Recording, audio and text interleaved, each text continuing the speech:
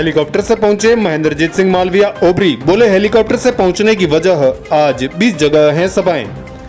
लोकसभा चुनाव 2024 को लेकर भारतीय जनता पार्टी सहित सभी प्रत्याशी ताबड़तोड़ जनसंपर्क में लगे हुए हैं। ऐसे में आज डूंगरपुर बांसवाड़ा लोकसभा सीट पर भारतीय जनता पार्टी के सांसद प्रत्याशी महेंद्रजीत सिंह मालविया सागवाड़ा विधानसभा के ओबरी गांव में हेलीकॉप्टर से पहुंचे, जहां उनके समर्थकों ने भव्य स्वागत किया। मालविया के साथ हेलीकॉप्टर में बांसवाड़ा भाजपा जिला अध्यक्ष लाभचंद पटेल, डूंगरपुर बांसवाड़ा सांसद कनकमल कटारा साथ में मौजूद थे। इस दौरान उन्होंने ओबरी खेल मैदान में पहुंचकर चुनावी सभा को भी संबोधित किया।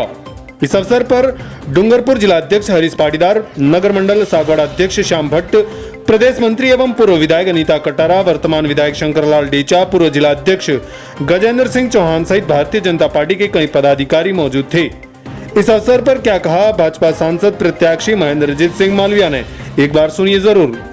तीसरी बार देश का प्रधानमंत्री बनाने के लिए वातावरण बनाते हैं। अब की बार 400 पार का नारा लगाया है, वो 400 पार करने का एक लक्ष्य के साथ में काम करते हैं। इसी भावना के साथ आज हम आपके बीच में हैं। 98 के अंदर में बांसवाड़ा डूंगरपुर का एमपी था, लेकिन कांग्रेस पार्टी से था।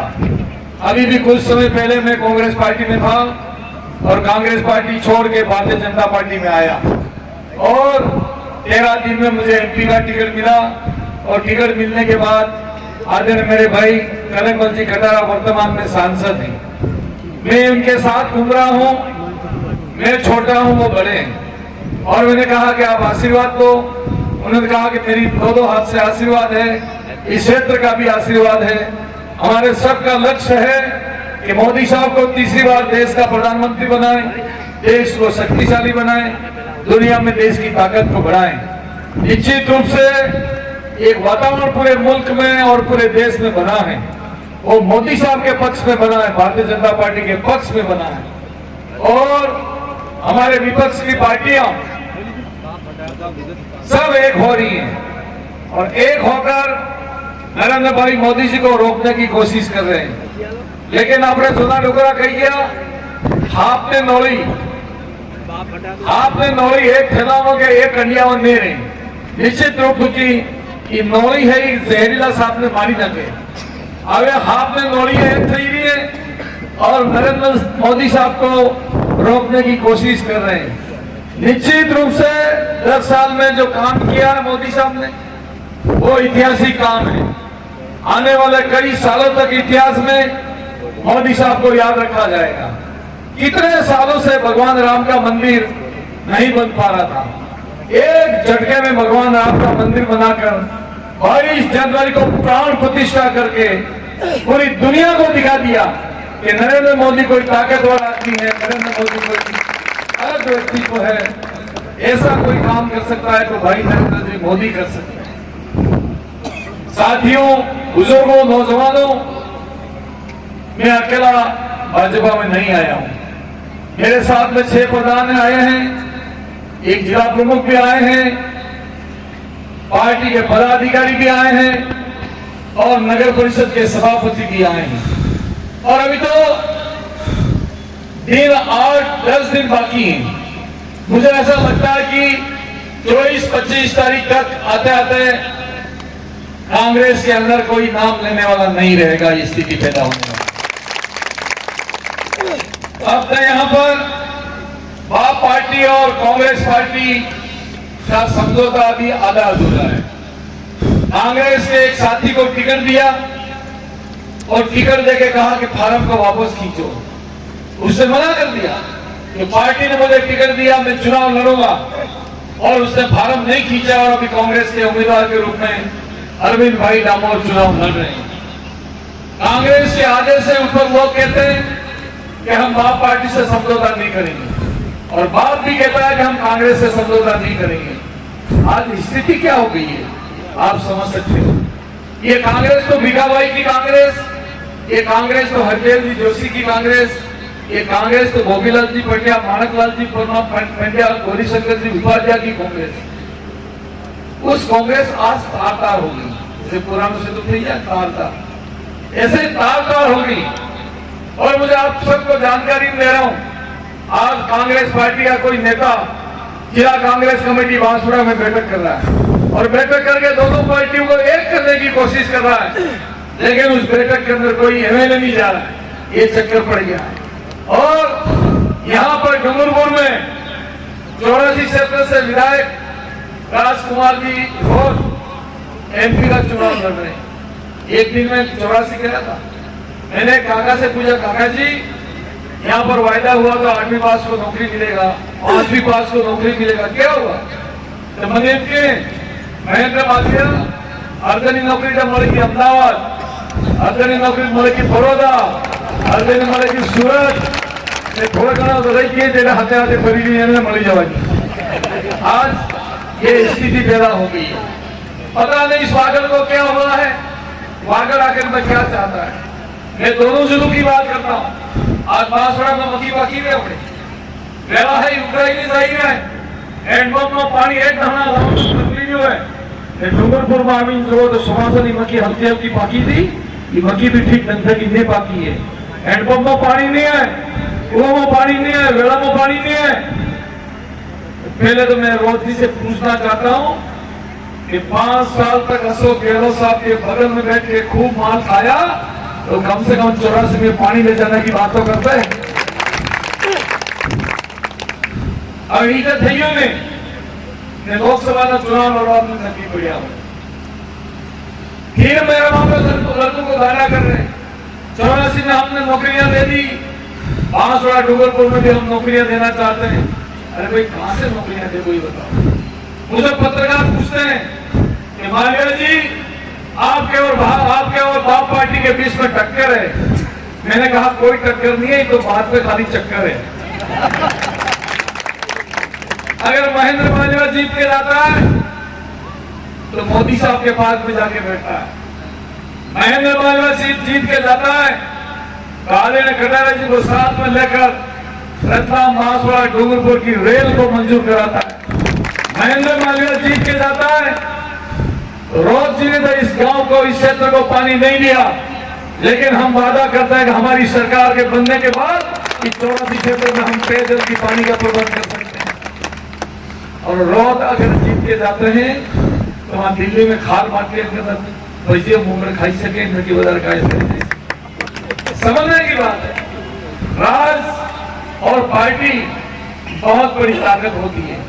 आज अगर मैं कुछ कह रहा हूं या माननीय कनकमल जी कुछ कह रहे हैं, हम इसलिए कह रहे हैं कि हमको पता है कि हमारा आका, हमारा देश का मालिक प्रधानमंत्री दिल्ली में बैठे हैं। कोई मांग लेके जाएंगे इस क्षेत्र की, निश्चित रूप से हम हमारे वागड़ क्षेत्र पर दया भाव रखेंगे और इस मांग को पूरा करेंगे। इसलिए आज हम बोल रहे हैं। क्या बाप वाली पार्टी बोल सकती है? क्या वो कुछ कर सकते हैं? हाँ, झूठ बोल सकते हैं, झट बोल सकते हैं और लोगों को गुमराह कर सकते हैं। मैं भाइयों निवेदन करता हूं, बांसवाड़ा के अंदर मामा बालेश्वर करके एक बहुत शक्तिशाली व्यक्ति आए।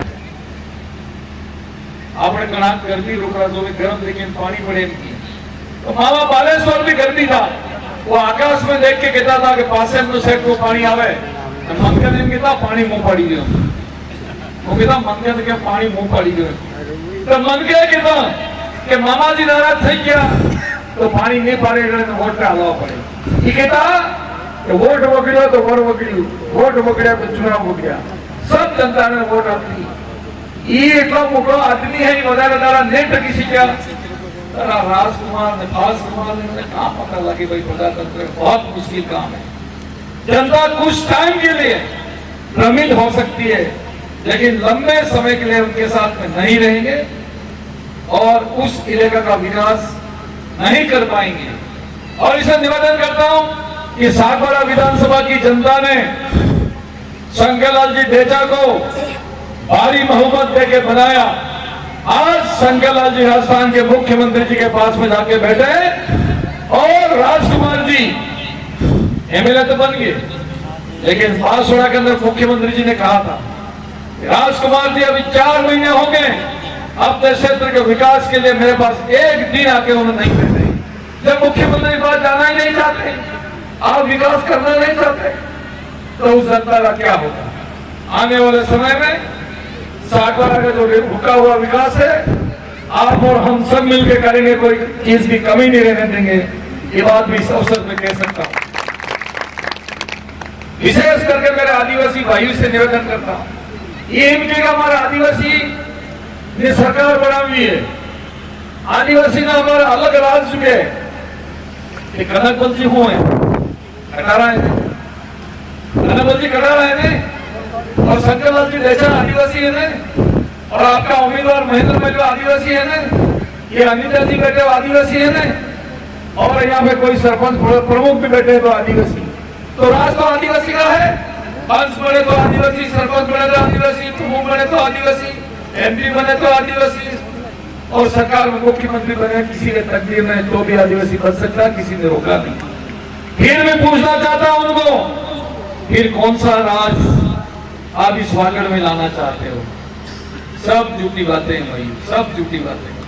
कहते हैं अनुसूची 5 लागू कराएंगे, अनुसूची 5 में यही तो है कि चुनाव कोई लड़ेगा तो आदिवासी लड़ेगा। अनुसूची 5 ड्राफ्ट बना था तो कटारा जी उस ड्राफ्ट के अंदर थे,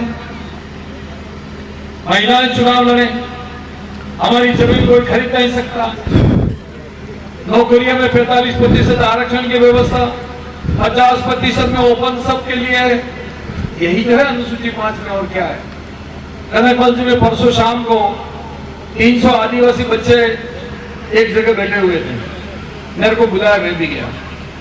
जाते मैंने पूछा कि बच्चों बताओ भाई तुमको क्या तकलीफ है? अरे साहब तो आरक्षण। फिर मैंने अनसुनी कर दी जानबूझ के, मैंने कहा बच्चे बताओ तो सही तुमको तकलीफ क्या? तो आरक्षण। फिर किसी ने खड़े होकर कहा अनुसूची 5 लागू करनी है, तो मैंने कहा दोनों बातें मुझे पूरी पढ़ के सुनाओ कि अनुसूची 5 क्या और आरक्षण क्या है।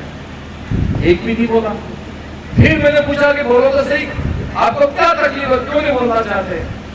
देखिए साहब आमंत्रण लाकड़ो होवाड़ी क्यों तो देश वाले जानिए हमार आरक्षण जो क्या अनुसूची 5 लागू करो, ओके केवा हुई तो बता रहा हूं ना साहब, ये नहीं बताओ मैंने हमारा आरक्षण जो क्या अनुसूची 5 लागू था वो जगह। फिर मुझे कहना पड़ा सभी आरक्षण आदिवासी के लिए आरक्षित है यहाँ पर, ये अनुसूची 5 के अंदर 45% नौकरियां आदिवासी भाइयों को मिले, 5% नौकरियां एससी भाइयों को मिले, और 50% नौकरियां हैं सब समाज के लिए अनारक्षित करते हुए ओपन कर दिया है, ये अनुसूची 5। और मैंने बच्चों को एक बात और कही, मैंने देखो बच्चों, एक समय था अलवर का, भरतपुर का, सवाई माधोपुर का, कोटा का, जो पहली क्लास से इंग्लिश मीडियम में पढ़ता वो बच्चे ग्राम सेवक पटवारी बनने के लिए वागड़ में आते थे, और हमारे बच्चे कम पढ़े लिखे बच्चे उनका कंपटीशन नहीं करते थे, और हमारी नौकरियां बच्चे लेके चले जाते थे। हमने कानून बना दिया कि प्रतापगढ़ के बाद और उदयपुर के बाद इस वागड़ अंचल में कोई बाहर का आदमी आके नौकरी नहीं कर सकता, अगर नौकरी करेगा तो हमारे यहाँ के नौकरी करेगा, एक कानून बना दिया। क्या अनुसूची 5 में नहीं है? फिर उनके समझ में आ गई, अब हमारे समझ में आ गई, लेकिन अब क्या करोगे? मेरे साथ से हम आपके साथ रहेंगे, बाप पार्टी को यहाँ से तैयार बता दे। और सही जल दिया हुआ कल वहां पर बाप पार्टी की बैठक हुई, बच्चों ने इसका विरोध किया, उस मीटिंग में नहीं गए। और जब पूरा अपन जा रहे हैं हेलीकॉप्टर से, उस दिन कम से कम 500 बच्चे बाप पार्टी छोड़कर भारतीय जनता पार्टी के अंदर सम्मिलित होने वाले हैं। ये बात इस अवसर के ऊपर क्या दो समाजों के बीच में हमारा एक शांतिपूर्ण, एक सौहार्दपूर्ण वातावरण था, उसको खराब किया। मेरे भागीदारों ने एक दिन इनकी रैली की, 2 लड़के रुके, एक पटेल का मकान बन रहा था वहां, और मोटरसाइकिल में बैठे बैठे के पटेल इसमें रेती ठीक से डाल, इसमें सीमेंट ठीक से डाल, माल को ठीक से काटो। तो तुम अपनी रैली निकालो, मैं अपना मकान बना रहा हूँ, तुमको क्या तकलीफ है? काम डालो, ज्यादा डालो।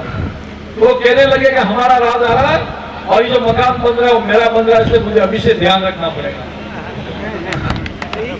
अब बताओ कहां जाएगा ये समाज, कहां जाएगा ये वागड़ का वातावरण? आप और हम सब इसको बहुत चिंतन और मनन करने की आवश्यकता है।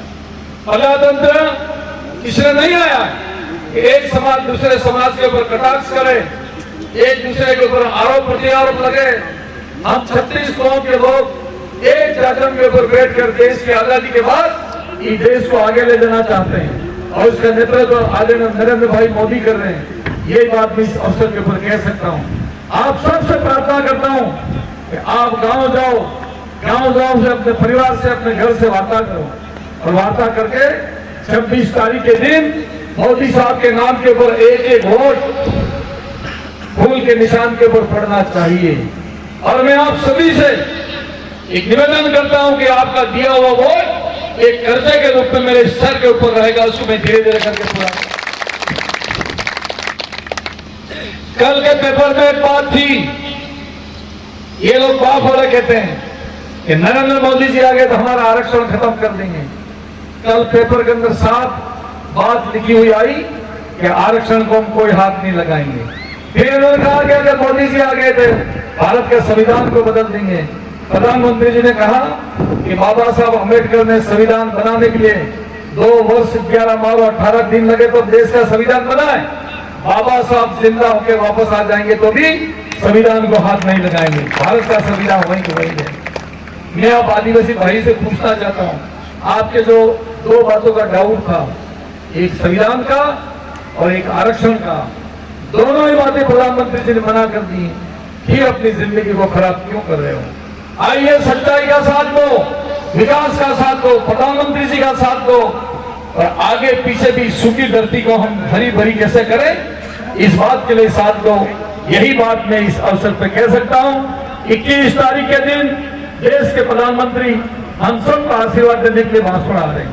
आप बड़ी संख्या में उस कार्यक्रम में पधारो और पधार कर माननीय प्रधानमंत्री जी की बात को सुनो और फूल के निशान के ऊपर वोट देकर देश को एक शक्तिशाली, एक वैभवशाली, एक गौरवमय देश बनाओ।